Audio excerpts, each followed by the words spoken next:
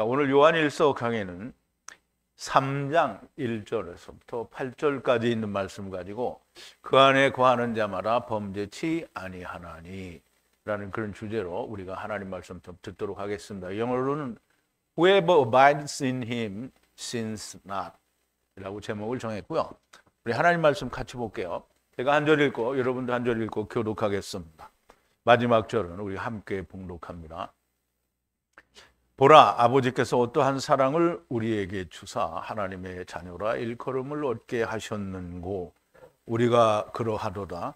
그러므로 세상이 우리를 알지 못함은 그를 알지 못함이니라. 사랑하는 자들아, 우리가 지금은 하나님의 자녀라. 장래에 어떻게 될 것은 아직 나타나지 아니하였으나 그가 나타내심이 되면 우리가 그와 같을 줄을 아는 것은 그에 계신 그대로를 볼 것을 인함이니 주를 향하여 이 소망을 가진 자마다 그의 깨끗하심과 같이 자기를 깨끗하게 하느니라. 죄를 짓는 자마다 불법을 행하나니 죄는 불법이라. 그가 우리 죄를 없이 하려고 나타내신 바 된 것을 너희가 아나니 그에게는 죄가 없느니라. 그 안에 거하는 자마다 범죄하지 아니하나니 범죄하는 자마다 그를 보지도 못하였고 그를 알지도 못하였느니라. 자녀들아, 아무도 너희를 미혹하지 못하게 하라. 의를 행하는 자는 그의 의로우심과 같이 의롭고 죄를 짓는 자는 마귀에게 속하나니 마귀는 처음부터 범죄함이니라. 하나님의 아들이 나타나신 것은 마귀의 일을 멸하려 하심이니라. 아멘. 자, 우리 잠깐 기도하겠습니다. 하야 아세르 하야이신 우리 아버지 하나님께 감사와 찬송과 영광을 돌립니다. 우리가 모두 아버지 하나님 안에 있고 하나님이 내 안에 계시니 우리가 범죄할 수 없는 것을 우리 스스로가 압니다. 아버지 하나님. 그러나 많은 사람들이 하나님 안에 있고 또 하나님이 자기 안에 있다고 하면서 여전히 죄에 억눌려 죄 가운데서 헤매고 있는 것을 우리가 봅니다. 아버지 하나님. 하나님께서는 우리의 죄를 다시는 기억하지 않으시고 묻지도 않으시는데 우리가 우리 스스로 우리의 죄를 끄집어내서 하나님 앞에 펼쳐놓는 미련한 짓을 하지 않는 사도 요한은 우리는 범죄치 않는다고 하였으니 하나님 앞에 우리가 그리스도 안에 하나님 안에 성령님으로 하나가 된 자들은 하나님 안에서 범죄가 성립되지 아니하고 하나님께서 묻지 않으신다라고 하는 것을 우리가 명백하게 깨닫는 야다하는 그런 귀한 시간이 될 수 있도록 하나님께서 성령님으로 역사하여 주시옵소서. 예수님의 이름으로 기도하옵나이다. 아멘. 자, 오늘 이제 그의 주제는 그의 안에 거하는 자는 범죄치 아니하나니 그랬는데요. 우리가 예수 그리스도 안에 하나님 안에 하나님이 우리 안에 예수 그리스도가 우리 안에 있으면 우리가 범죄를 하지 않아요. 근데 이제 우리가 범죄하지 않는다라는 말을 오해를 하면 내가 사는 동안에 죄를 행치 않는다는 말이 아니고요. 하나님 안에서는 범죄가 성립되지 않는다는 거예요. 그리고 하나님도 묻지 않는 겁니다. 하나님이 묻지 않으시는 것을 내가 일부러 꺼집어내서 하나님 이제는 어떻게 하겠습니까? 이렇게 물어보면 정말 미련 곰단지 같은 인간이고 하나님을 알지 못하는 자다 이렇게 말씀을 하는 거죠. 자, 오늘 본문에 들어가기 전에 우리가 지난 시간에 나눈 말씀을 좀 되새김을 해볼게요.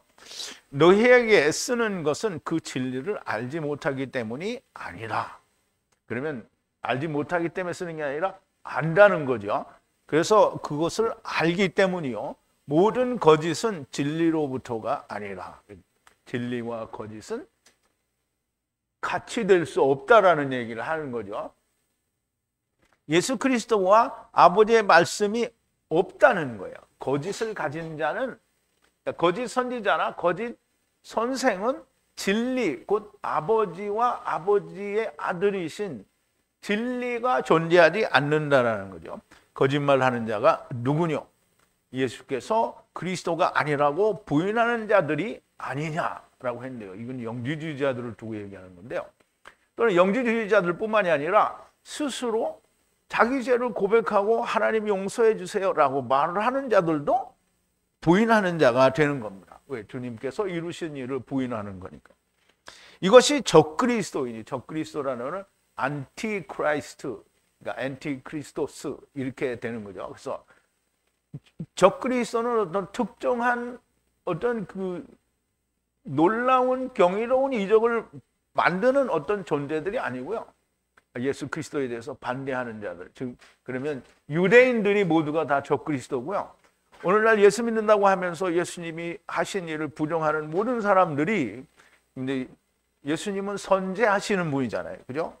그럼 이제 우리가 첫사람 아담 안에서 왔다고 하면 선제서를 수용해야 되거든요. 그런데 선제서를 부인하는 자는 뭐예요? 그 안티 크리스토스, 그러니까 적그리스도가 되는 겁니다. 그럼 하나님의 말씀에 대해서 모든 부정한 것들을 만들어내는 것, 지금 누룩이 들어간 것을 만들어내는 자, 이거 다 적그리스도가 되는 겁니다. 아버지와 아들을 부인하는 자니라, 아들을 부인하는 자는 부인하는 모든 자는 아버지가 없으되 아들을 시인하는 자는 아버지가 있느니라 그랬는데요. 그러므로 너희가 태초로부터 들은 것을 너희 안에 거하게 하라. 만약 태초로부터 들은 것이 너희 안에 거하면 너희가 아들 안에 그리고 아버지 안에 거하느니라. 그러면 이제 태초로부터 들은 게 뭔지 우리가 알아야 되겠죠. 그것은 이사갈과의 언약이요 하야 아세르 하야의 생명의 말씀이 됩니다. 그것이 곧 또 약속인데요. 그 약속이 뭐냐면 그가 우리에게 약속하신 것은 영생이라는 거예요. 그러면 하나님께서 이사갈과의 언약을 통해서 하나님이 우리에게 주시겠다라고 하는 말은 뭐라 그랬죠? 샤카르를 들어올려 준다고 했어요. 샤카르는 뭐라 그랬죠? 보수. 하나님이 우리에게 주시는 보수는 영생입니다. 영생. 생명을 주신다는 거죠. 너희를 속이는 자들에 관하여 너희에게 이것을 썼노라. 속이는 자들은 영지주의자, 곧 거짓 선지자들과 거짓 선생들이 됩니다. 그럼 영지주의자는 뭐 말할 것도 없이 거짓말쟁이들이고, 왜냐하면 예수님이 오신 것을 육체로 오신 걸 부인하는 자들이고, 또 우리의 육체와 영은 전혀 상관이 없어서 육체가 범하는 죄가 우리의 영과는 전혀 그러니까 영향을 미치지 않는다라고 말하는 거짓 선지자들이고요.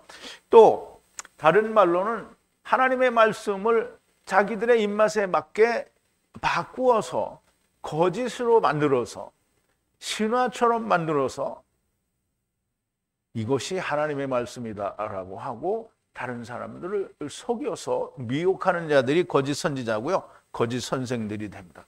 그리고 너희가 그로부터 받은 기름 부음이 너희 안에 거하나니, 그로부터 받은 기름 부음은 성령을 말하고요. 기름 부음이 누구에게로부터 온다고요? 하나님께서 예수 그리스도의 이름으로 보내주실 성령이 됩니다. 그것이 너희 안에 거하나니, 그리고 누가 너희를 가르칠 필요가 없고. 그럼 너희 안에 거한다라는 말은 교회 다니는 사람에게는 다 성령이 있다라는 말이 아닙니다. 교회 다니는 사람이 다 성령이 있는 거면 다 똑같은 말을 해야 되잖아요. 그런데 다 다른 말을 하죠.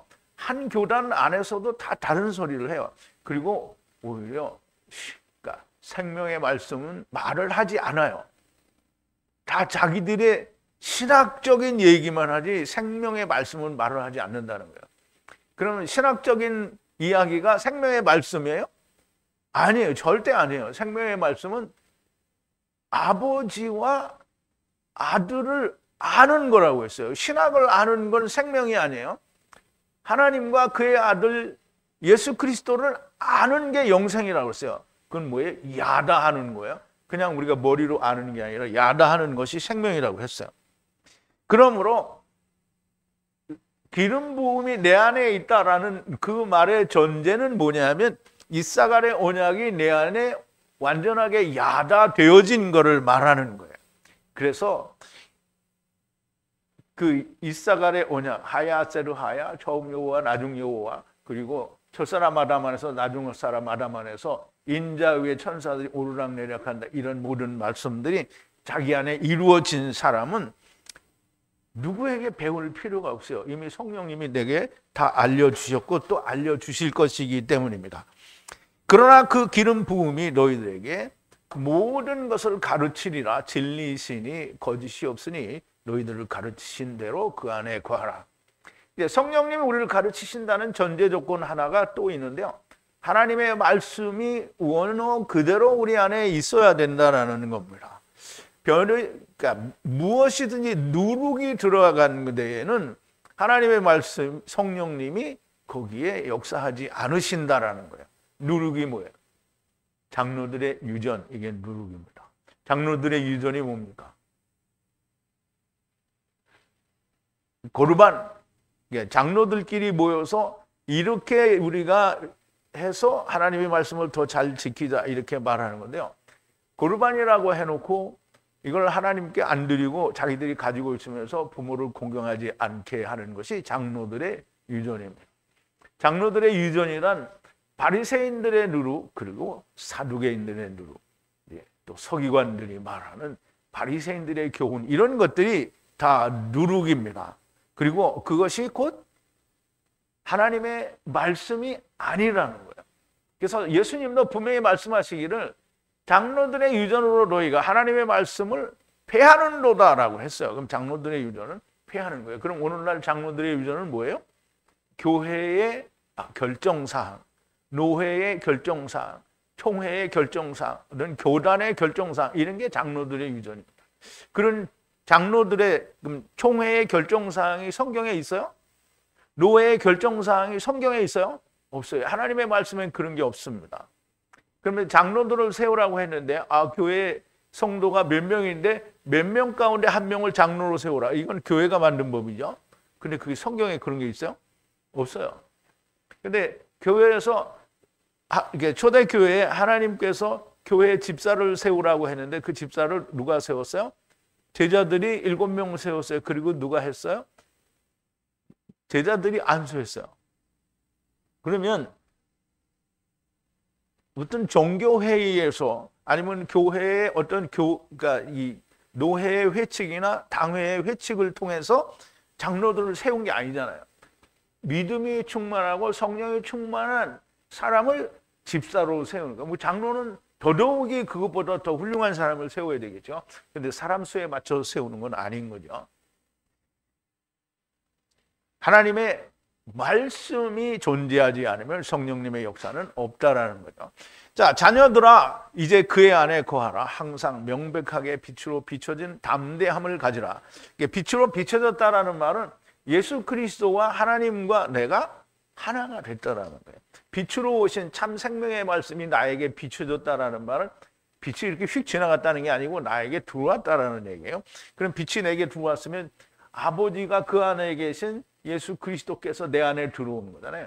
당연히 성령님이 함께 오시죠. 하야 세르 하야의 하나님이 내 안에 오신 것을 말합니다. 담대함을 가지라. 거기에 대한 확신을 가지라는 거고요. 그의 재림 안에서 그에게 부끄럽지 않으리라. 주님이 오실 때 그때 우리가 수치스럽거나 부끄럽지 않다는 거죠. 너희가 만약 의를 안다면 의를 행하는 모든 자가 그에게 나은 자인 것을 안다 그랬어요. 의를 행한다라는 말은 내가 나를 깨끗이 하고 죄를 범하지 않는다라는 말이 아니고요. 의는 공의를 말하는데요. 공의는 한 사람의 의인으로 말미암아 모든 사람이 죄를 사함을 받는 거를 말이요. 그러면 예수 그리스도 안에서 너희가 죄 사함을 받는다라는 얘기를 교회 다니면 죄 사함 받는다라는 말로 하는 게 아니라 예수 그리스도 안에 들어오면, 즉 예수 그리스도와 함께 죽고 함께 살면, 그럼 함께 죽고 함께 사는 데는 전제 조건이 내가 함께 온 걸 알아야 되죠. 그래서 예수님은 오는 길이요 가는 길이잖아요. 가는 길이 먼저 아니고요. 오는 길이 먼저예요. 오는 길이요 가는 길이란 말이에요. 그럼 첫사람 아담이 오는 길이고 나중사람 아담은 가는 길입니다. 그래서 오고 가는 길을 알지 못하면 다 거짓말쟁이라는 거죠. 그래서 의를 안다면 오는 걸 알았으니 가는 길도 예수 그리스도로 말미암아 같이 가야 한다라는 말은 곧 예수님이 죽으셨으니까 나도 죽어야 된다라는 얘기를 하는 거잖아요. 그래서 의를 행하는 자는 모두가 다 그의 그에게서 낳은 자인 것을 안다는 거죠. 우리가 다 예수 그리스도 안에서 낳았어요. 그러면 예수 그리스도는 땅에서 난 자예요? 하늘에서 난 자예요? 하늘에서 난 자예요. 그러니까 우리가 어디에서 났어야 돼요? 하늘에서 난 자예요. 그분이 의이시기 때문에 그에게서 낳은 자는 그 의를 행한다라는 것이고요. 포도나무가 포도를 내고 무화과 나무가 무화과를 낸다는 거고요. 선한 사람이 선을 내고 악한 자는 악을 낸다라는 말씀이 됩니다. 자, 이제 오늘 본문 1절인데요. 보라, 어떤 방법으로 아버지께서 우리에게 사랑을 주셔서 하나님의 자녀라 부르셨는가. 이것에 의해 세상이 너희를 알지 못하는 것은 그를 알지 못하기 때문이다 그랬어요. 자, 우리 원문을 좀 볼게요.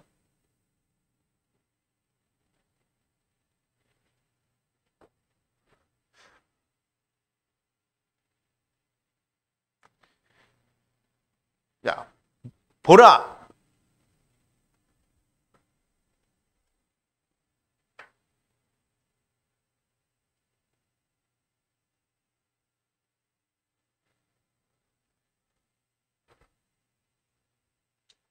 보라, 어떤 방법으로 사랑을 우리에게 주셨는가? 누가? 그 아버지께서. 아버지께서 어떤 방법으로 우리에게 사랑을 주셨는가? 여러분은 아버지께서 우리에게 어떤 방법으로 사랑을 주셨는지 알아요? 몰라요?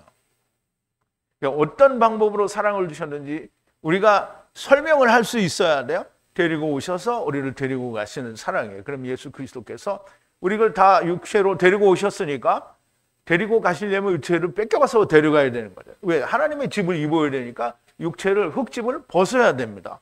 그래서 예수님이 흙집을 벗는 걸 보여주신 거예요. 그래서 우리도 흙집을 벗어야 됩니다. 그렇게 사랑을 보여주신 것을 그 사랑으로 우리가 하나님의 자녀라고 부르신다 이 말이죠. 부른다라는 말은 이름을 부른다는 게 아니고 하나님의 아들로 불렀다는 거예요. 불렀어요. 자, 이것에 의해서 세상이 너희들을 알지 못하면, 이것에 의해서 세상이 너희를 알지 못하면 그를 알지 못하는 거예요. 세상이 그를 알지 못하는 거예요. 그러니까 우리가 하나님께서 우리를 어떻게 사랑하시는지 우리를 알면 하느님이 우리 안에 있는 거죠. 근데 그렇게 우리를 알지 못하는 사람들은 하나님을 그들이 알지 못한다라는 얘기입니다. 너무나 중대한 얘기고요. 꼭 이해가 돼야만 됩니다. 어떤 방법으로? 창세전에 하나님의 뜻이죠. 하나님의 뜻 안에서 우리를 부르시고 우리를 아들로 삼으시는 거죠. 그래서 하나님의 뜻은 하나님께서 이사갈과 맺은 언약, 곧 하야 아세르 하야 안에서 처음 여호와 하나님께서 모든 차바들을 데리고 오시고, 모든 차바들을 데리고 오시고 너무나 맞죠? 창세기 2장 1절에 뭐라 했어요? 하나님이 하늘의 군대 차바와 땅의 차바를 어떻게 했어요? 완성했다라고 했잖아요. 그럼 하늘에 있는 군대는 하늘의 해와 달과 별이고요. 그리고 땅에 있는 차바들은 우리 육신들을 말하는 거죠. 그래서 모든 차바들을 데리고 오시고, 그리고 나중 여호와 하나님께서는 자기의 피로 모든 차바들을 물으시는 거예요.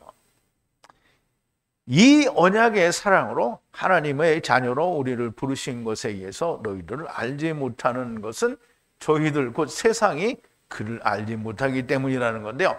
세상이 그를 알지 못하는 거, 이거는 여러분들이 오늘 아침에 제가 삽입을 한 거라 이거는 참고 성경 구절이 여러분들은 없어요. 근데 제가 올려드렸으니까 이제 다시 받아보면 나올 거예요. 자, 요한복음 17장인데요. 17절부터 봅니다. 저희를 진리로 거룩하게 하옵소서. 아버지의 말씀은 진리이다. 아버지께서 나를 세상에 보내신 것 같이 나도 저희를 세상에 보내었고, 또 저희를 위하여 내가 나를 거룩하게 하오니 이는 저희도 진리로 거룩함을 얻게 하려 함이니이다. 내가 비옵는 것은 이 사람들만 위함이 아니요 또 저희 말을 인하여 나를 믿는 사람들도 위함이니, 아버지께서 내 안에 내가 아버지 안에 있는 것 같이 저희도 다 하나가 되어 우리 안에 있게 하사 세상으로 아버지께서 나를 보내신 것을 믿게 하옵소서. 하나님을 안다라는 말은 아버지께서 내 안에 내가 아버지 안에 있는 것 같이 저희도 다 하나가 되어, 이렇게 하나가 된 걸 말하는 거예요. 세상으로 아버지께서 나를 보내신 것을 믿게 하옵소서. 세상이 이거 알아야 자기도 구원을 받는다라는 말씀이 되는 거예요. 내게 주신 영광을 내가 저희에게 주었사오니 이는 우리가 하나 된 것 같이 저희로 하나가 되게 하려 함이니이다. 곧 내가 저희 안에 아버지께서 내 안에 계셔 저희로 온전함을 이루어 하나가 되게 하려 함은 아버지께서 나를 보내신 것과 또 나를 사랑하심 같이 저희로 사랑하신 것을 세상으로 알게 하렵니다. 세상이 이거 모르면 하나님을 모른다라는 거예요.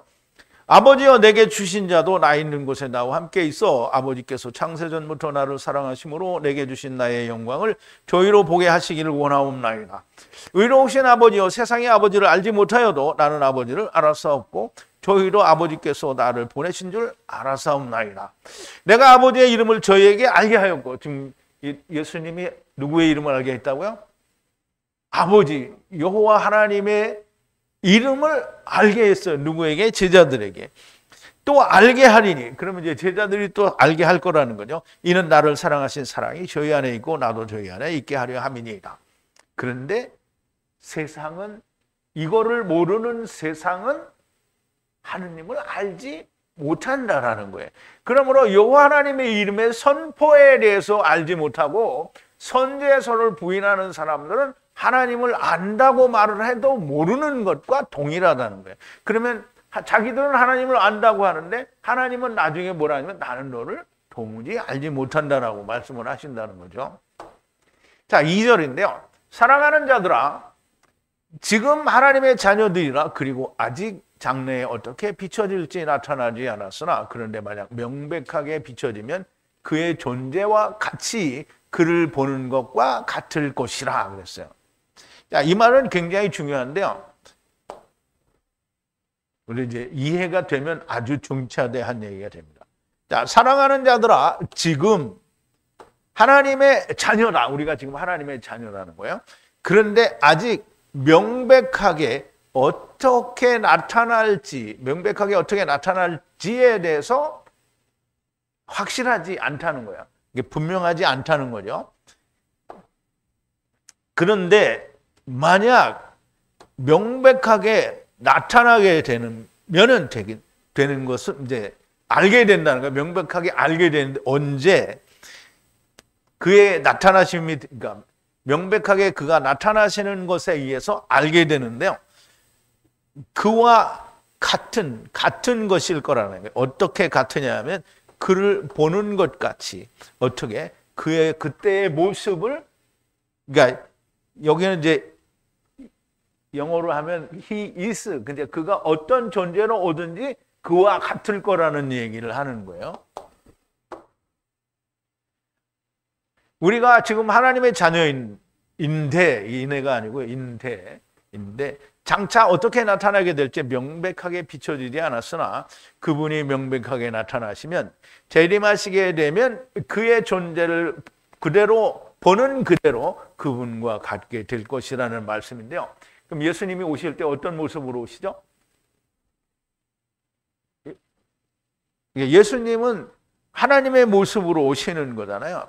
본래 하나님의 이제 이 모습을 입고 오시는 거예요. 그러면 천사들은, 우리들은 누구의 몸을 입고 와요? 자기들의 옷을 입고 오는 거죠. 그럼 오이케테리온을 입고 온단 말이에요. 그래서 우리가 하나님의 모습과 우리의 모습은 동일한 천사들의 모습이 되는 거예요. 그렇다고 뭐 하나님이 천사라는 얘기는 아니고요. 이 말씀은 우리가 주님과 함께 천사의 몸을 입고 오게 될 것이라는 말씀이 됩니다. 데살로니가 전서 4장에 보면 형제들아, 자는 자들에 관하여는 너희가 알지 못함을 우리가 원치 아니하노니 이는 소망 없는 다른 이와 같이 슬퍼하지 않게 하려 함이라. 우리가 예수의 죽었다가 다시 사심을 믿을진데 이와 같이 예수 안에서 자는 자들도 하나님이 저와 함께 데리고 오시리라. 예수 안에서 자는 자들을 누가 데려온다고요? 하나님이 데려와요. 그럼 예수님이 오실 때 누가 온다는 거예요? 하나님이 오신다는 거예요. 하나님이 저와 함께 데리고 오시리라. 우리가 주의 말씀으로 너에게 이것을 말하노니 주 강림하실 때까지 우리 살아남은 자도 자는 자보다 결단코 앞서지 못하리라. 왜?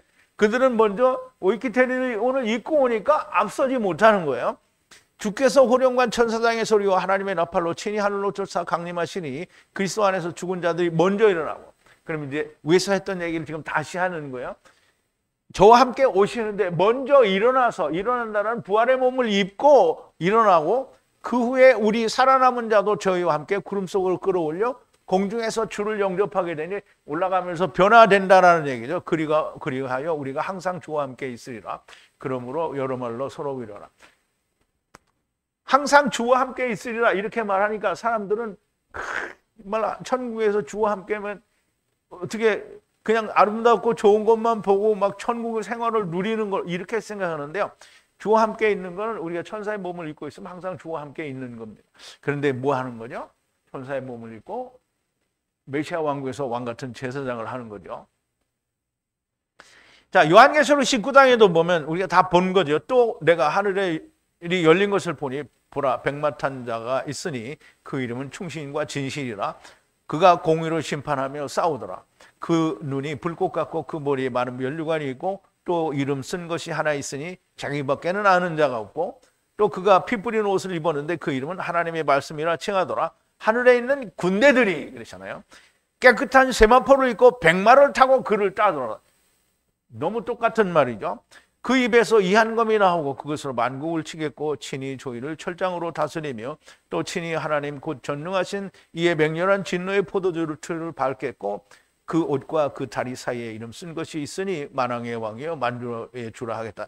이것은 메시아 왕국의 때를 말씀하는 게 아니고요. 7년 동안에 있을 환란의 때를 들림받고 환란을 받는 상태를 이야기를 하는 거죠. 그리고 보세요. 주님도 부활 때에는 하늘에 있는 천사들과 같다라고 말씀을 하셨어요. 이제 마태복음 22장에 보면 사두개인들이 예수님을 시험해서 얘기를 하는데요. 어떤 7 형제가 있는데 한 여자와 결혼을 했어요. 근데 형이 자식이 없이 죽고 둘째, 셋째, 넷째, 다섯째, 일곱째까지 다 없이 죽었다. 그러면 부활 때에는 이 여자가 누구의 아내가 되겠냐 이렇게 물어봤죠. 그랬더니 참 무식하죠. 자기들이 생각할 때는 이 예수를 우리가 딱 걸고 넘어와서 코가 끼었다 이렇게 생각하는데 주님한테 말이 안 되죠. 그러니까 우리가 이 사실을 알고 우리가 이 사두개인들이나 바리새인들의 이 시험에 빠뜨리려고 하는 질문을 생각해보면 말도 안 되는 얘기다라는 걸 우리는 알잖아요. 근데 세상 사람들은 잘 모르죠. 그게 왜 문제가 되는지 모른다는 거예요. 자, 그래서 최후에 그 여자도 죽었나이다.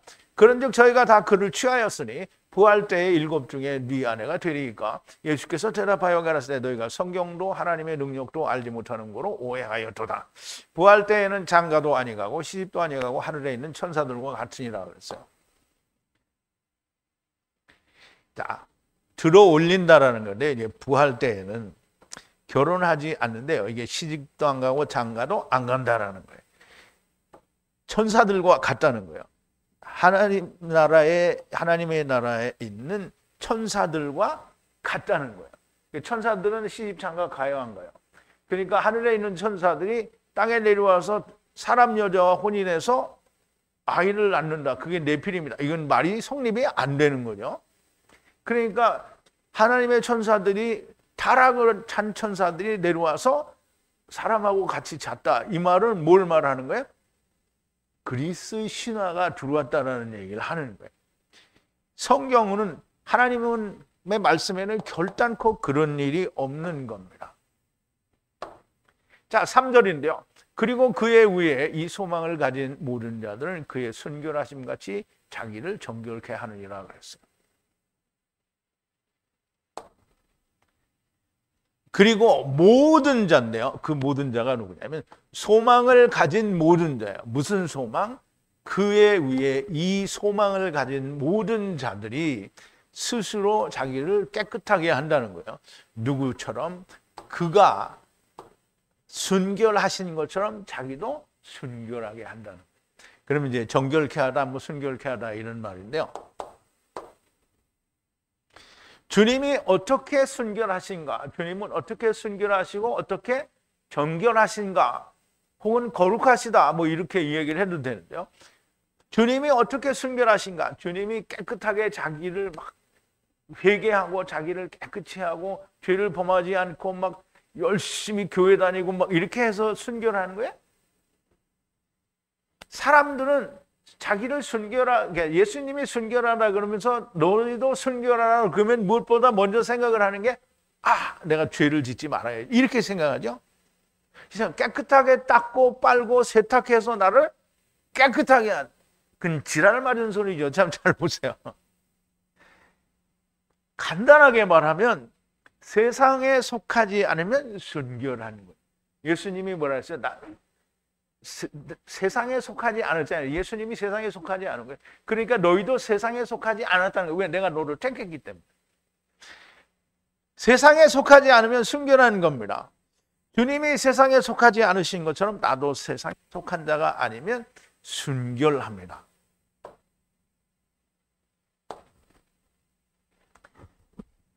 자, 요한복음 17장인데요.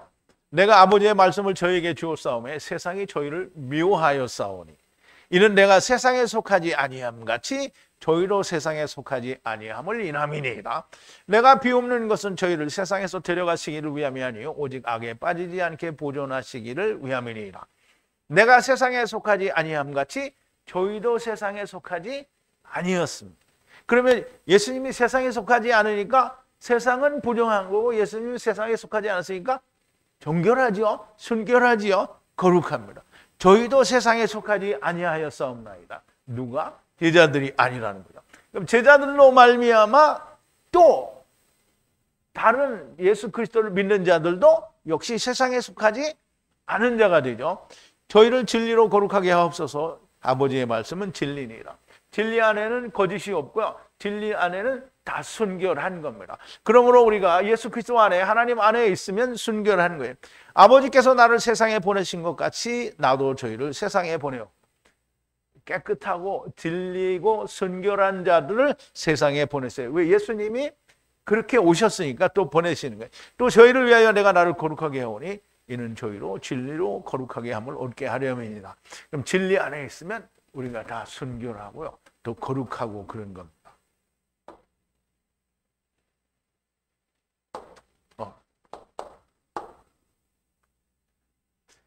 요한일서, 지금 이제 요한일서를 지금 우리가 하고 있는데요. 여기서 말하는 건 요한복음에 있는 말을 한 거잖아요. 근데 요한일서 15장 19절에서도 같은 말씀을 합니다. 또 아는 것은 에이도인데요. 에이도는 보다, 안다 뭐 이런 뜻을 함께 가지고 있는데요.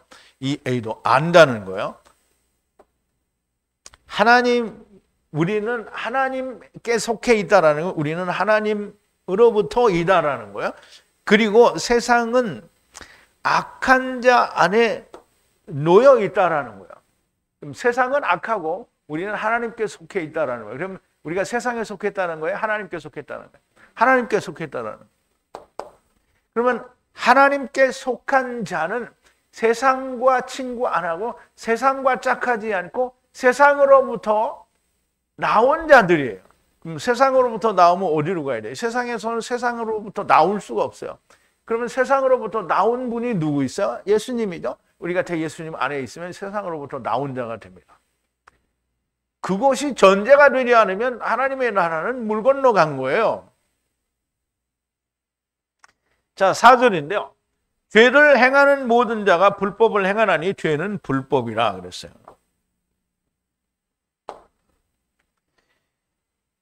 모든 행하는 자, 모든 자인데요. 모든 자인데 무엇을 행하는 자, 행하는 자인데요. 무엇을 행하느냐?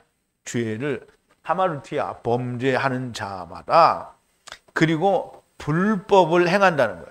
불법이라는 말은 아노미아인데요. 아노미아는 노모스라는 그 율법이라는 단어의 부정사자, 접두사라는, 부정접두사라는데, 문법을 잘 모르지만 하여간 책에서 그렇게 말하니까 부정접두사라는데 그게 아예요. 아. 그래서 아노미아인데요. 노모스에 아가 붙어서 아노미아인데 율법을 범한 거를 말하는 거예요.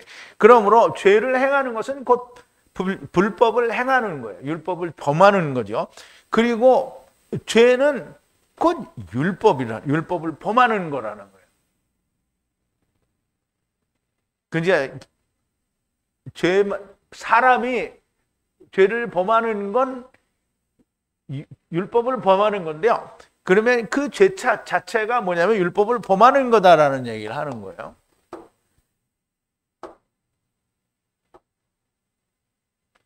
자, 죄는 하마르티아인데요. 하마르티아는 사도들이 그냥 범죄에 대해서도 사용을 하고 반역죄에 대해서도 사용을 했어요. 지난번에 한번 설명을 드렸죠. 사도 바울도 파라핍토라는 단어를 사용하기도 했는데, 파라토마 이런 단어를 쓰기도 했는데, 로마서에서는 뭐라 하냐면 첫사람 아담이 죄를 세상에 가지고 들어왔다라고 할 때 하마르티아를 썼어요. 그러므로 사도들도 하마르티아를 그냥 범죄 행위를 말할 때에도 하마르티아를 쓰고, 하나님을 떠난 반역죄를 쓸 때도 하마르티아를 썼어요. 사도들이 반역으로도 혹은 범죄로도 사용했어요. 사도 바울이 로마서 5장 12절에서 첫사람 아담이 세상에 데리고 온 것이 하마르티아라고 하셨어요.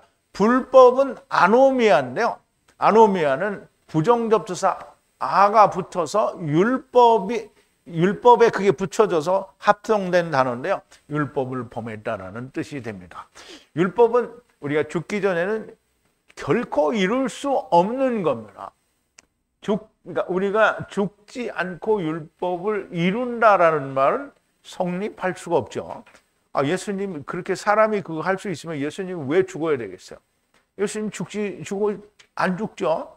반드시 안 죽을 수 있는 거예요. 그런데 죽지 않을 수가 없는 게 율법입니다. 그러므로 죽기 전에는 이루어질 수 없는 것이므로 인간은 율법을 범할 수밖에 없는 것이고요. 반역은 곧 불법이 됩니다. 그러니까 반역이 된 거는 불법을 만들기 위해서 왔다라는 말은 좀 웃기지만 불법이 드러날 수밖에 없다는 거예요. 반역을 해서 세상에 왔는데 율법으로 내가 의를 성취할 수 있으면 그러면 하나님을 떠나서도 자기가 의를 이룰 수 있는 거잖아요. 그럼 어떻게 해요? 예수님 없이 우리가 천국 갈 수 있는 거죠. 근데 그게 안 되는 거예요. 그래서 우리가 하나님을 떠나서 반역을 했다라는 말은 곧 뭐예요? 범죄할 수밖에 없다라는 거예요. 그래서 반역은 곧 범죄라는 말로 성립될 수 있는 거죠. 사람이 죽기 전에는 탐심이 사라지지 않습니다. 그러므로 반역은 탐심, 불법입니다. 반드시 죽어야 하는 거고요. 그러므로 주님이 죽는 길을 보여주신 겁니다. 로마서 8장 1절부터 4절까지인데요. 그러므로 이제 예수 그리스도 안에 있는 자에게는 결코 정죄함이 없다. 그럼 예수 그리스도 안에 있는 자에게는 결코 정죄함이 없다라는 얘기는 교회 열심히 다니는 사람에게는 결코 정죄함이 없다 이 말이 아니에요. 로마서 7장을 우리가 충분하게 이해가 돼야 이게 이는 그리스도 예수 안에 있는 생명의 성령의 법이 죄와 사망의 법에서 너를 해방하였습니다. 그러면 예수 안에 있는 생명의 성령의 법이 뭐예요? 육신에 대해서 죽고 율법에 대해서 세상에 대하여 죽고 하나님을 향하여 다시 새 생명으로 다시 사신 걸 말하는 거죠. 죄와 사망의 법에서 그것이 예수 그리스도 안에 우리가 그렇게 예수님과 함께 죽고 예수님의 다시 사심과 함께 살면 어떻게 해요? 죄와 사망의 법에서 우리가 해방이 된 거예요. 그런데 율법이 육신으로 말미암아 연약하여 할 수 없는 그것을 하나님은 하시나니 그 죄를 인하여 자기 아들을 죄 있는 육신의 모양으로 보내요. 육신의 죄를 정하사. 그러면 이제 아들에게 육신의 죄를 정했어요. 다 담당하게 했다 이 말이에요. 육신을 쫓지 않고, 육신을 쫓는 건 뭐예요? 자기가 율법을 지켜서 스스로 의롭다라고 내세우는 게 육신을 쫓는 거고요. 영을 쫓아 행하는 우리에게 율법의 요구가 이루어지게 하렵니다. 영을 쫓는다는 말은 예수 그리스도와 함께 죽고 예수 그리스도와 함께 다시 산다라는 걸 믿는 거예요. 믿는 것이 곧 율법의 요구를 이루어지게 하는 거예요. 그냥 자기의 마음의 성령의 감동으로 나는 예수님과 함께 죽고 내가 다시 사는구나. 하나님을 향해서 사는. 근데 교회 다니는 사람들이 다 자기는 죽었다고 하죠. 우리도 그런 사람이 있었는데 맨날 죽었다 하더니 어떻게 했어요? 갔죠? 그럼 안 죽은 거죠? 예수 안에서 죽었으면 갈 수 있어요? 못 가요. 근데 갔죠? 그러니까 사는 거죠. 세상의 사람들이 다 자기들은 죽었다 하는데 안 믿잖아요. 그럼 그 죽은 게 아니죠. 영을 쫓아 행하는 우리에게 율법의 요구, 사망이 우리에게 이루어지게 하려 함이라 그랬어요. 그러므로 예수님께서는 우리에게 죽는 길을 보여주신 겁니다. 십자가에서 예수 그리스도께서 죽고 다시 사신 것은 너희도 이렇게 죽고 다시 살으라고 죽는 길을 보여주신 거예요. 자, 5절인데요. 그리고 그가 우리의 죄를 들어 올리기 위하여 빛으로 비치신 것을 아노니 그의 안에는 죄가 있지 않다. 죄가 없다라는 말이죠.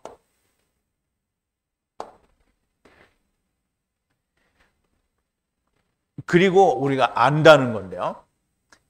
위하여, 죄를 위하여, 우리의 죄를 높이시기 위하여 분명하게 나타나셨다. 그랬는데 이 말은 뭐라고 그랬냐면 빛을 비춰서 명백하게 하셨다라는 뜻이라고 말씀을 드렸어요. 빛을 비췄다라는 뜻이 있거든요. 그러면 우리의 죄를 높이시기 위하여 예수님이 빛으로 세상에 비쳤다라는 얘기가 되는 거고요. 그리고 그의 안에는 죄가 없다라는 말이에요. 우리의 죄를 없이 하려고 세상에 오셨는데, 우리의 죄를 들어 올리려고 오셨는데 그에게는 죄가 없다라는 말이에요. 그럼 예수님께는 당연히 죄가 없죠. 예수님은 뭐 죄 짓고 세상에서 무슨 죄를 졌어요? 그냥 단순히 우리와 같은 육신을 입고 오셨어요. 왜냐하면 처음에 육신을 입고 데리고 오셨잖아요. 그러니까 또 데리고 가시려면 어떻게? 육신을 입고 오셔야 죽을 거 아니에요. 육신을 입고 오지 않으면 죽을 수가 없잖아요. 예수님이 죽지 않았는데 구원이 된다는 말은 존재할 수 없는 거예요. 그러므로 영지주의자들의 말은 진짜 개털 같은 말이라는 거예요. 우리가 죽어야 우리도 살 수 있고 예수님도 껍데기를 벗어야 그 안에 있는 영이 나오는 거예요. 그래서 사도 베드로는 뭐라 했어요?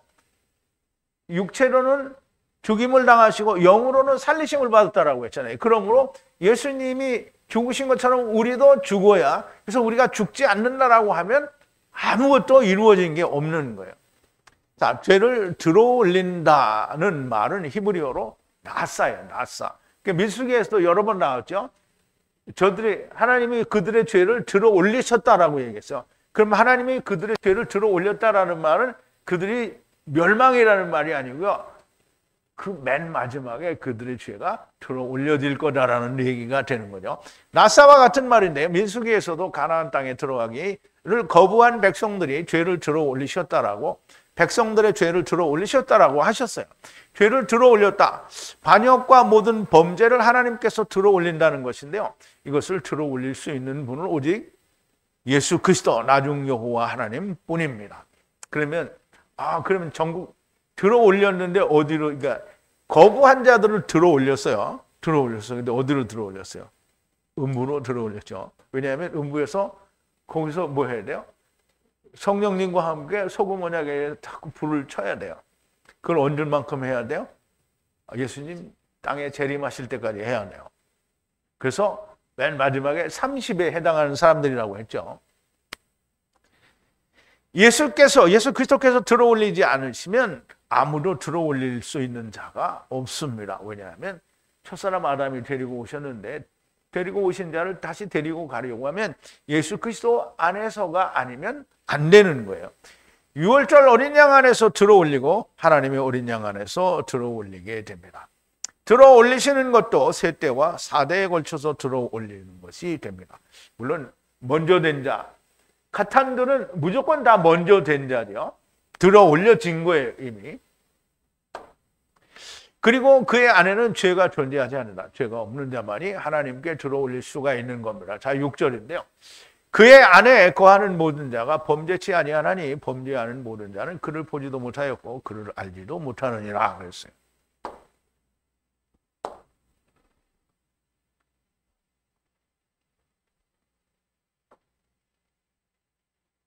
6절이에요. 자, 그의 안에 있는 모든 자들은 죄를 하마르티아를 거하지, 그의 안에 거하는 자는 범죄하지 않는다는 거예요. 그의 안에 거하는 자, 다시 그의 안에 어바이드, 이게 야샤브인데요. 거하는 모든 자는 하마르티아, 죄를 범치 않는다는 거예요. 모든 자는 그를 보지 못했다는 거야. 그럼 어떤 모든 자가 그를 보지 못했냐면 범죄하는 모든 자는 그를 보지 못했다. 이 보지 못했다라는 말은 알지도 못한다라는 얘기를 하는 거예요. 그리고 그를 알지도 못한다는 거예요. 보지도 못했고 알지도 못한 거예요. 누가? 범죄하는 자. 범죄하는 자. 그럼 이제 여러분들이 잘 이해를 해야 됩니다. 그의 안에 거한다. 예수 그리스도 안에 산다라는 말이에요. 나중 여호와 안에 산다는 것인데 세상에 대하여 흙집에 대하여 율법에 대하여 죽고 하나님을 향해 산 새 생명 안에 거하는 모든 자는 이 사람은 범죄치 않습니다. 범죄가 성립되지 않으며 하나님께서 기억하지 않는다라는 말입니다. 그런데 이제 사람들이 늘 얘기를 하죠. 그러면 내 마음대로 살아도 돼. 벌써 말이 틀렸죠? 내 마음대로 살면 하나님 안에 있는데 내 마음대로 사는 건 하나님 안에 있는 게 아니잖아요. 하나님 안에 있으면 누구 마음대로 살아야 돼요? 하나님 마음대로 살아야 돼요. 그런데 내 마음대로 산다. 이건 말이 잘못된 거죠. 그러니까 내 마음대로 살아도 되겠네라고 말하는 사람은 하나님이 없는 사람입니다. 자, 범죄하는 모든 자가 그를 보지도 못했고 그를 알지도 못한다는 것은 원죄, 반역죄는 예수 그리스도께서 다 가져가셨지만, 그러니까 원죄는 반역죄 똑같은 거죠. 다 가져가셨지만 여전히 죄를 회개해야 한다라고 말하는 자들이 다 그렇다라는 거예요. 자, 7절인데요. 소자들아 아무도 너희를 속이지 못하게 하라. 공의를 행하는 자는 의로우니 그가 의로우심과 같다 그랬어요. 자, 이 자녀들아 그랬는데 이제 이거는 카탄드라 이런 의미를 가지고 있습니다. 아무도 너희들을 속이지 못하게 하라. 아무도 속이지 못하게 하라. 의로운 공의를 행하는 자는 그의 의로움 같이 의롭다라는 거예요. 그러면 이제 보세요. 이 말은 이게 우리말이 아니라 여기 다 영어로도 이렇게 번역이 됐고 다 헬라어로 되어 있기 때문에 잘 이해를 해야 됩니다.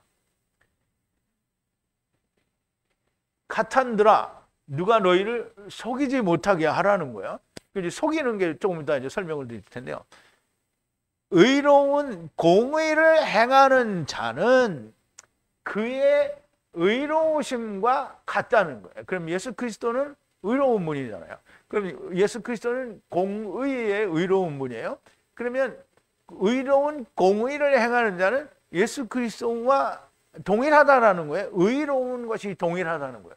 그러면 예수 그리스도는 공의이신데 나는 의로운 공의를 행하지 않는데 내가 주님과 같다 이렇게 말하면 뭐예요? 그걸 멍멍이 소리, 순전히 그건 말도 안 되는 소리라는 거예요. 의로운 공의를 행한다. 그러니까 우리 그걸 굉장히 잘 알아야 돼요. 우리가 예수 그리스도께서 우리에게 어떻게 의를 행하셨어요? 자기를 십자가에 버리셔서 다시 사심으로 우리 모두의 죄를 다 하나님께서 사하셨단 말이에요. 이게 떠나셨다라는 거예요. 사하셨다라는 거. 그러면 떠나셨는데 그걸 우리가 믿어요. 그러면 떠났어요. 그러면 우리가 믿으면 우리의 죄도 하나님이 떠나시는 거예요. 그런데 맨날 자기는 죄를 있다고 하나님은 떠났는데 하나님은 떠났어요. 죄에서. 그럼 자기는 죄 가운데 앉아가지고 하나님 불러. 아유 하나님 내 이 죄를 용서하소서. 그럼 하나님이 와요 안 와요? 그러니까 자기 혼자 울고 지랄을 하는 거예요. 하나님 안 와요. 예수님께서 의를 행하셨는데 내가 그 의를 행한다라는 말은 똑같은 의를 행할 수 있는 건 예수 그리스도와 함께 죽고 그리스도의 다시 사심과 함께 다시 산 자만이 이걸 할 수 있어요. 그렇지 않으면 그냥 교회 열심히 다니는 사람은 이걸 못해요. 뭐라는 게 우리 교회 나오라. 그럼 자기네 교회에 생명이 있는지 없는지도 몰라요. 우리 교회는 막 이것도 좋고 저것도 좋고 막 점심도 맛있고 뭐 어느 교회는 맛이 없어? 다 맛있어. 배고프면 다 맛있지. 뭐 불고기를 주나 아니면 맨날 국수를 주면서. 그런데 그렇게 불러가는 건 속이는 거예요. 속이는. 자 이제 진짜 속이는 게 뭔지 우리가 한번 보자고요. 아무도 너희를 속이지 못하게 하라. 무엇을 속이지 못하게 하는가? 지금 죄에 대하여 이제 설명을 하신 거잖아요. 6절에서도. 그런데 죄에 대하여 너희를 속이지 못하게 하라는 것이고요. 어떻게 속입니까? 원죄는 사함을 받았는데 자범죄는 회개하여야 한다라고 속이는 걸 말합니다. 공의를 행한다라는 말은 한 사람 의인으로 말미암아 모든 사람이 의롭게 된다고 하야 아세로 하야 곧 처음 여호와 하나님께서 데리고 오신 모든 자바들을 나중 여호와 하나님께서 자기 피로 물으신다는 것을 전하는 것이 의를 행하는 것인데, 이것을 행하는 자는 당연히 그가 의로우신 것과 같다라는 거예요. 그분이 우리에게 행하신 것을 똑같이 행하는 것이니 동일하게 의로운 것이 됩니다. 그런데 동일하게 의로우면 아까 얘기한 것처럼 아버지 하나님 부를 수가 없죠. 왜? 자기 죄에 있으면서 주여 용서하시옵소서. 금요일 철야의 기도 가지고 그거 하는 사람은 뭐예요? 이 하나님과 상관이 없는 자다라는 거예요. 자, 8절 마지막 8절인데요. 범죄를 행하는 자는 마귀로부터이니 마귀는 태초로부터 범죄를 행하기 때문이다. 하나님의 그 아들이 빛으로 비춰서 연합하려는 그것은 마귀의 일을 멸하시기 위함이라 그랬어요.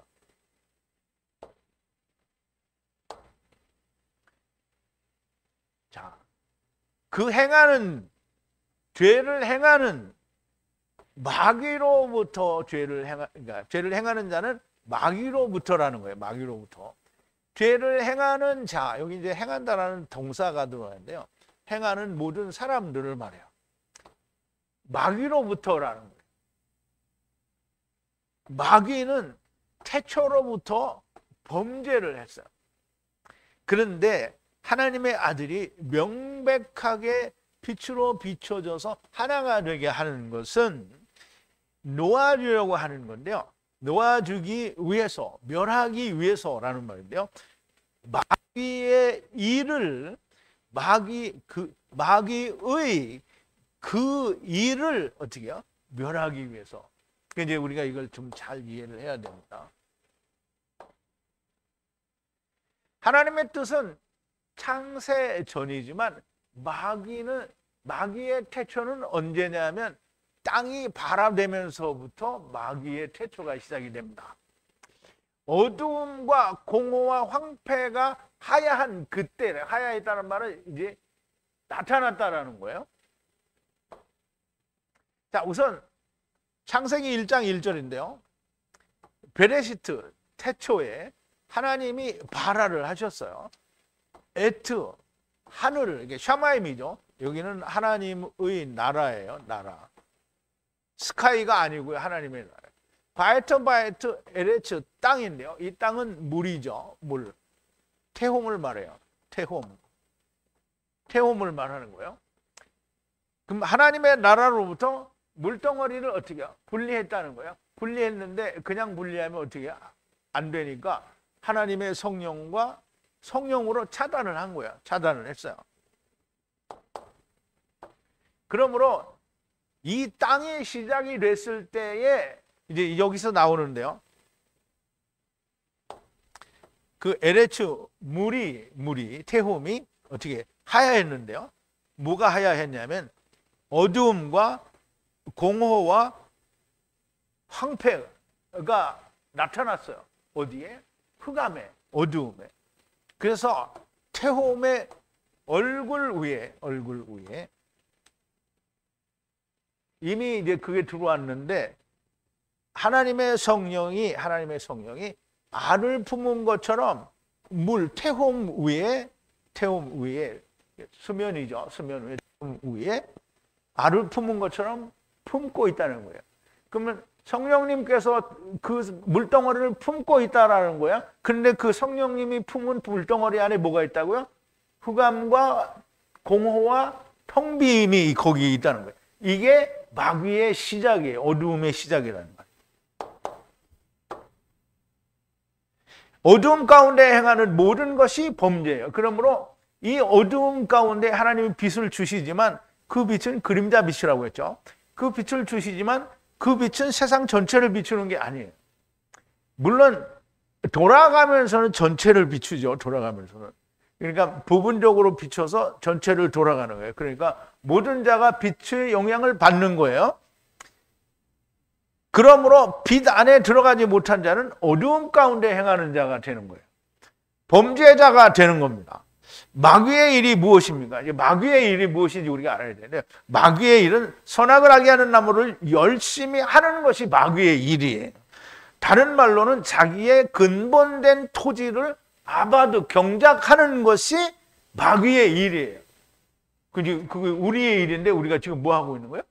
마귀의 일을 하는 거예요. 우리는 안 하죠. 전에 우리가 했단 말이에요.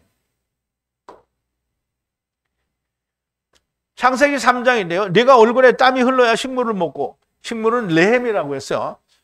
식물을 먹고 필경은 흙으로 돌아가리니 그 속에서 네가 취함을 입었음이라. 너는 흙이니 흙으로 돌아갈 것이니라 하시니라.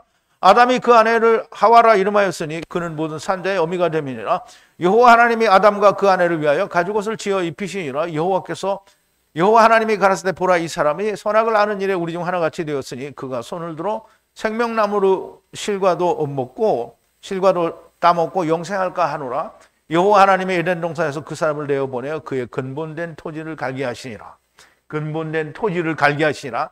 그 다음에 24절에 이같이 하나님이 그 사람을 쫓아내시고 에덴 동산 동편에 그룹들과 두루도는 화용검을 두고 생명나무의 길을 지키게 하시니라.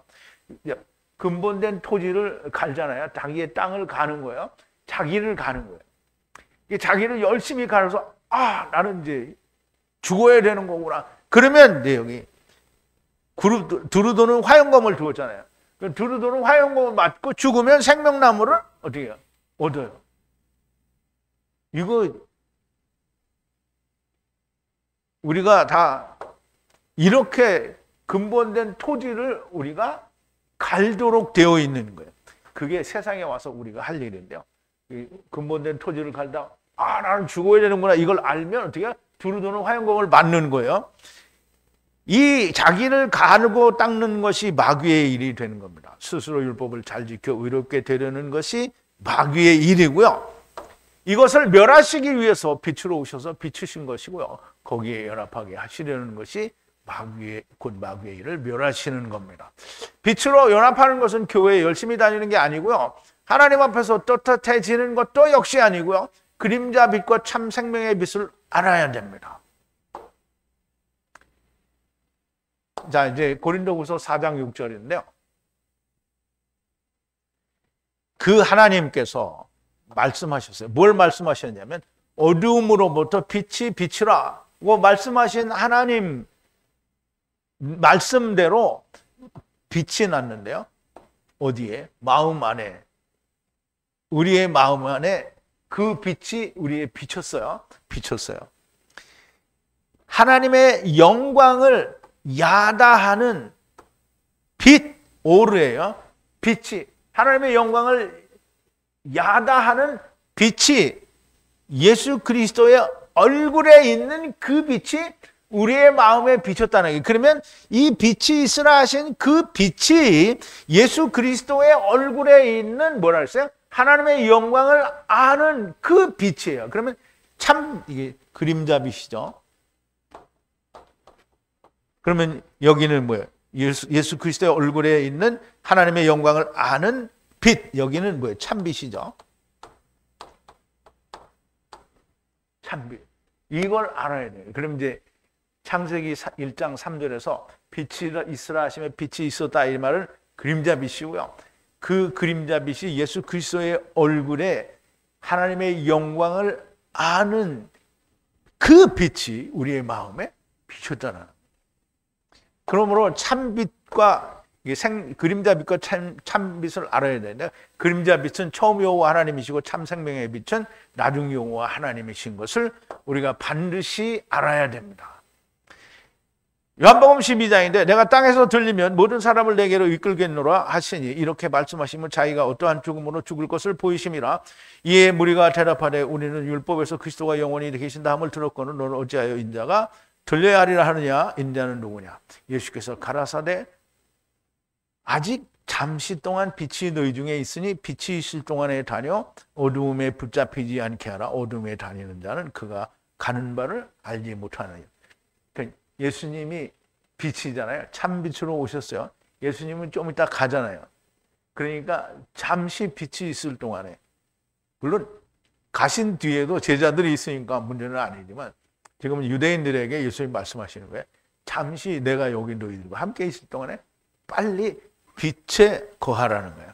빛에 있을 동안에 다녀 어두움에 붙잡히지 않게 빨리 그 빛을 붙잡으라는 거예요. 너희에게 아직 빛이 있을 동안에 빛을 믿으라. 그러면 빛의 아들이 되리라. 예수께서 이 말씀하시고 저희를 떠나가서 숨으시니라.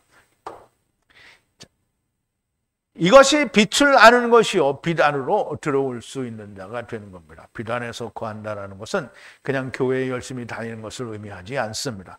자기가 다니는 교회가 참빛인지 말만 빛인지도 알아야 됩니다. 천국에 간다는 것은 영원한 생명을 얻는 것이요, 천사의 몸을 입는다는 것인데, 내가 생각하는 잣대를 가지고 천국에 가느냐 못 가느냐, 물론 내가 생각하는 잣대는 그 신학의 잣대를 말하겠죠. 전화하는 것이 아니라 천국의 주인이신 하나님이 하나님의 잣대로 들어가느냐 못 들어가느냐를 정하시는 거지, 사람의 생각 혹은 신학의 생각을 가지고 천국에 가느냐 못 가느냐를 정하는 게 아니라는 거죠. 주님은 아무리 너희가 열심히 하여도 하늘에 계신 내 아버지의 뜻대로가 아니면 안 된다라고 하셨습니다. 나는 너희를 도무지 모른다라고 하신다라고 하셨습니다. 자, 마태복음 7장인데요. 이러므로 그의 열매로 그들을 알리라. 나더러 주여 주여 하는 자마다 천국에 다 들어갈 것이 아니요 다만 하늘에 계신 내 아버지의 뜻대로 행하는 자라야 들어가리라. 그날에 많은 사람이 나더러 이르되 주여 주여 우리가 주의 이름으로 선지자 노릇하며 주의 이름으로 귀신을 쫓아내며 주의 이름으로 많은 권능을 행치 아니하였나이까 하리니. 그러면 이제 자기들은 주의 이름으로 얼마나 많은 열심히 일을 했어요. 엄청 열심히 일을 한 거예요. 교회 열심히 다니고 뭐 수요 예배, 저녁 찬양 예배, 금요 철학 예배, 새벽 기도 막 열심히 나갔었어요.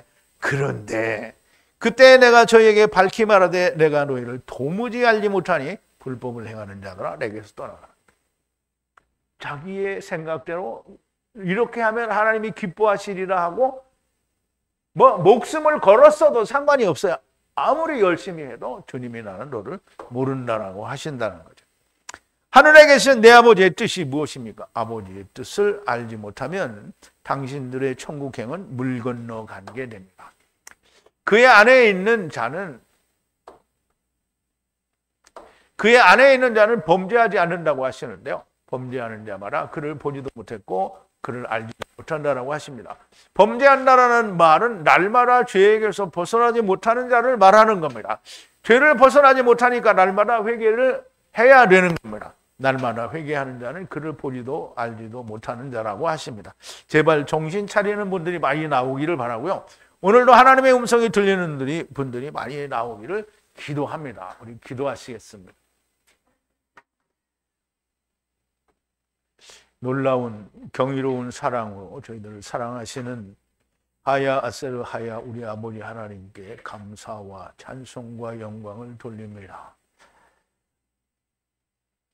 하나님 안에 거하는 자, 예수 그리스도 안에 거하는 자는 죄를 범치 않는다고 하였사온데, 아버지 하나님, 오늘 예수를 믿는다는 사람들은 늘 범죄하고 그 범죄를 인하여 스스로 하나님께 회개한다라고 합니다. 아버지 하나님 안에 들어가 본 적도 없고 말로만 예수를 믿는다라는 것으로밖에 우리가 이해할 수 없습니다.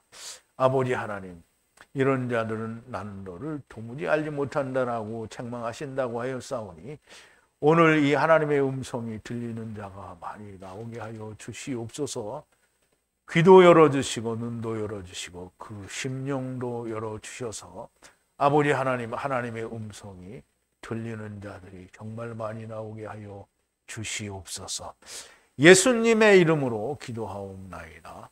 아멘.